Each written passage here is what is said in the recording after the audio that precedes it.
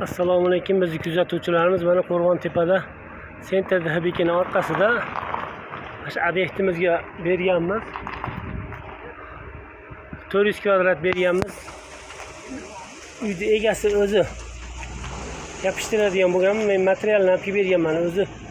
Uni hamma yo'g'ini 3D variantda qilib o'zlari qilgan. Ko'rib baho bera olasizlar. Uyni egasi o'zi usta ekan, o'zim yopishtiraman dedi. O'zi oilaviy yopishtiribdi mana. Ko'rib baho bera olasizlar. Ichkarilari ham hali bitmagan, so'ng kunlariga yetmay qolib 400 kvadrat olgan.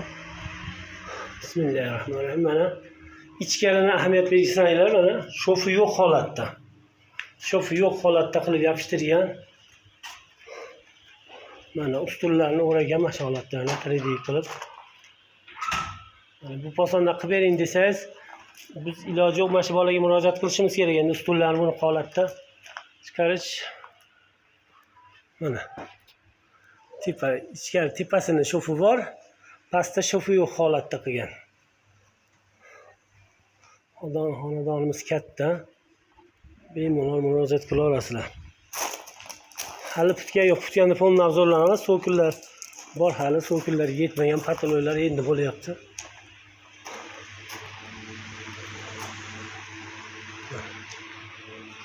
Ko'rib baho berishingiz mumkin. Pastda nomerlarni qoldiramiz. Sog' bo'linglar, salomat bo'ling. Kimga shunaqa xizmat kerak bo'lsa, aloqaga chiqa olasizlar. Bu videoni ko'rish uchun, aniq haqiqiysini ko'rish uchun Qo'rg'ontepa Hibikini orqasiga o'tsanglar, shu obyekt o'zi ko'rinib turibdi, ketardik.